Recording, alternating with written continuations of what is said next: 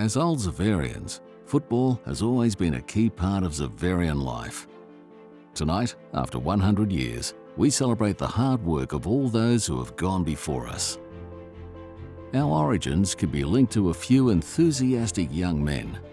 Driven by the success of the 1917 APS Premiership, a group of former students yearned for the opportunity to wear once again the red and black.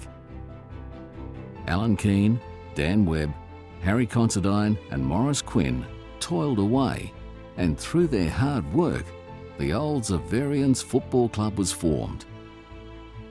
Alan Keane led the club as captain-coach, and Mick Mornane assumed the presidency. Wins were few and far between back then, with the first one coming against University Blacks. However, our first season resulted in relegation from A grade. It took 6 years before the club tasted finals in B grade, but we had to wait longer to earn any silverware. For the first 15 years after starting in A grade, the club danced between B and C grade before in 1938, our first senior premiership in C grade, led by Des Kennedy and Jim Goonan, defeating University Blues. The war quickly followed, and the world was put on hold. Our next success was the 1948 B grade premiership, defeating Brunswick by only 3 points, with the celebrations going well into the night.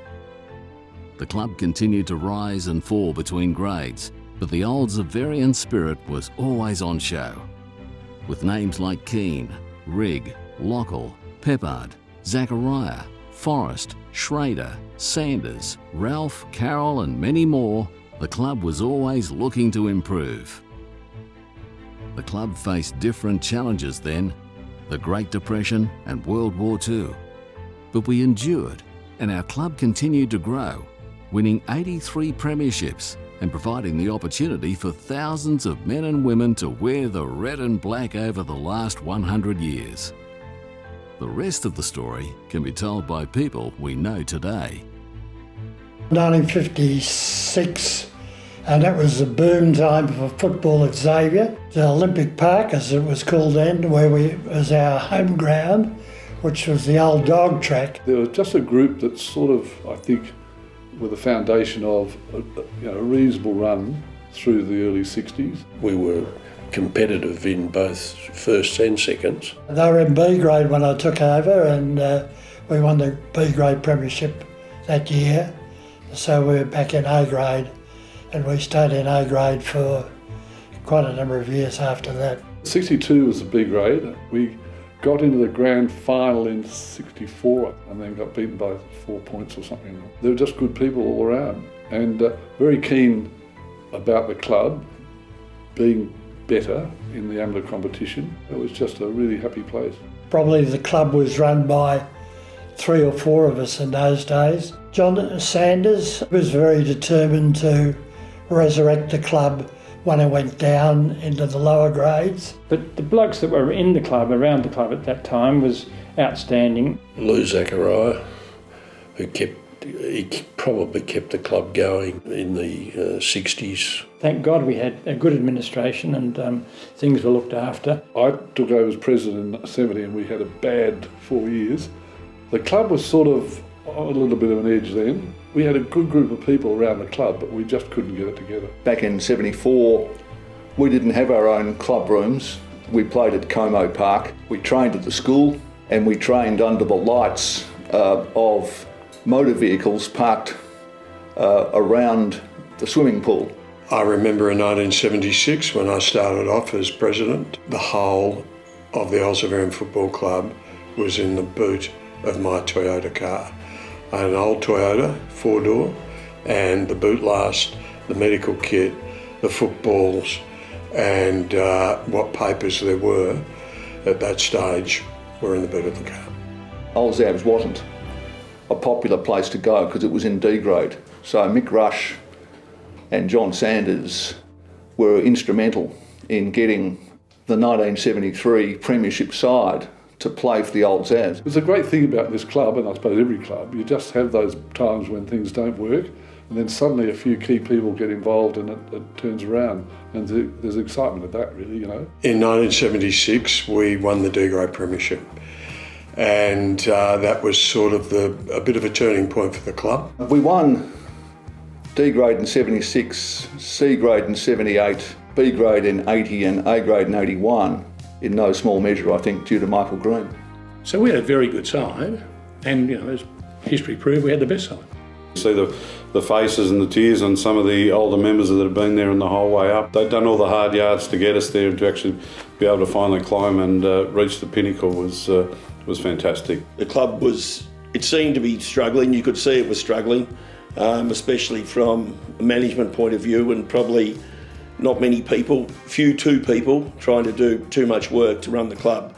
And we're only running two sides plus an under-19s. I think we got through it because of the quality of the people around the club. The major point in 1986 was certainly not to go to C grade and to get back to A grade. We certainly, were back in A grade in 87, and then you talk about having a good team, but in 87 and 88, one would say we had the dream team running around, but unfortunately we lost two A grade grand finals, so that wasn't to be. In mid-91, we were in B grade at the time. I came to the footy club in 1992. Grant Thomas had just been appointed coach. In that first year, we just hung on. We had to win a couple of games at the back end of the season. We did that. Got to A grade, and Matt Hanbury was the coach in 1993 and 94. He really increased the professionalism of the way the players are trained and the commitment. We were a pretty young sort of a side, and we basically made the finals both those years. And we went out in straight sets both years, which was very disappointing. We were sort of, not nomads, but we really didn't have a home. Yarra Park, although it was a great situation, we still couldn't get any tenancy there. It was formidable that we had to look elsewhere. We had to look for the future. Prang became available. We worked extremely hard over, a 6-12 month period to put our neck in there, and a lot of work from a lot of people. So that was a terrific coup for the club. Finding Toorak Park as our home, which is still our home as of today, 28 years later, I think was probably the defining moment where the club really had a good base that could attract talent. The work of Robbie Ralph and the committee that I sort of got involved with, Anthony Ongarello and Quinny and those sorts of people, was extraordinary. That really started us being a more professional unit, professional outfit. I think it's been a real critical factor for us. I think it might have been Matt who might have been the first person who might have declared Barry might have been the right man. I suppose famously, and this is where I must have become scary, I think. Bones came in at the end of the 94 season at the presentation night and basically made a speech. And I'd been to old Zav's tunes before, and with respect, I thought they had no respect. When there was guys up on stage speaking, including the president, everyone's going yap, yap, yap in the background. So I got up on the stage and I just stood there, and I stood there, and I stood there, until I finally got silence. And all I did was said, I hope you give me more respect than has just given your president, and walked off. We basically knew from that day on that things were going to change a little bit. We got together as a younger group at the Beehive and spoke not really with a lot of authority about what we're going to do or many great plans, but we definitely were very focused on being better than we were. We just had a great group of players, but they were real leaders too. They really pulled the players together. We were a pretty young group, and guys that basically wanted to have some success sort of buckled down and got stuck into it. Very simple message. I said the beer tastes much better when you win than when you lose. When it came to the finals, we all turned up and we won the grand final by about 15, 16 goals. I think Uni Blues kicked 2 goals for the match. It's a massive day for the club. We hadn't won an A-grade reserves premiership, I think, from 1962, and 81 was the last A-grade premiership, so to get them both on one day and in such convincing fashion signalled the start of an era. Into 96, we didn't start off so well, and then I was fortunate enough to inherit a group of players who had been underperforming, and I had the ability to crack the whip a bit and get them going. Nick Burke took over, and we had a change of mindset and got on a bit of a roll, and we got the chocolates. Tim took over in 1998 after we'd won 3 in a row. It was a tough job to take on when you won 3. He managed to win another 3 in a row, which was a huge credit to him. He was extremely organised. Tim was terrific over 98, 99, 2000. The 2000 season was a very special season. From round one right through to the grand final, there wasn't a weekend off. So we played 21 games in a row from round one right through to the grand final. 2001 we faltered, sadly, after 6 great years. Then 2002 Tim decided it was time for him and the club grabbed Scholl, and I think Scholl he was the right guy at the right time too. I suppose I became a bit of a transition coach, you know. We weren't really expected to win, I don't think, so I never felt the pressure. Grand final day, I felt like we had really prepared well for it. That was a team that we didn't have huge hopes of winning, and we just built and built. We were probably pretty easy winners in the end. 2005. Grand final sticks out because the team we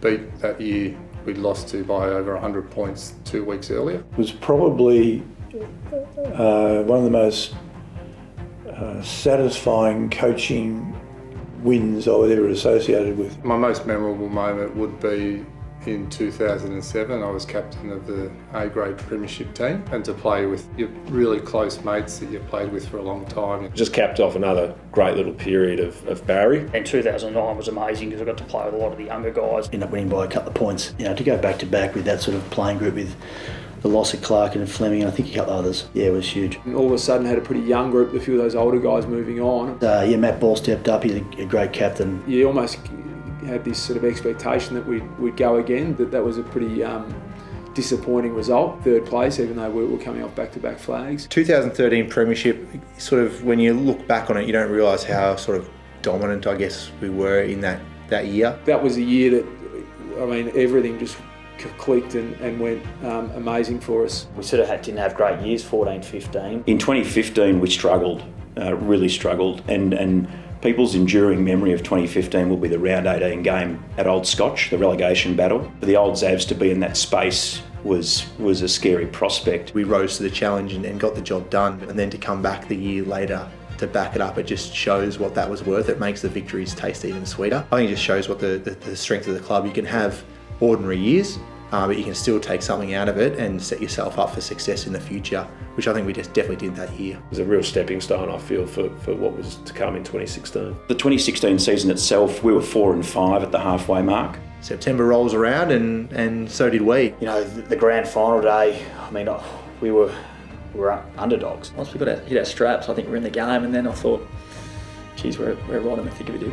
We could pinch this, and we just kept rolling, and you know, we got there. I think on the day and the history of the club really brought the best out of us. And obviously the premiership successes are great, and you get a lot of enjoyment seeing those successes and people being so happy. The clubs, you know, it encompasses so much more these days than just playing, you know, football on a Saturday. There's the well-being piece, the career piece, you know, the facility piece. We're as well positioned as anyone to really kind of strive for the next 100 years and continue to have the success that we've had.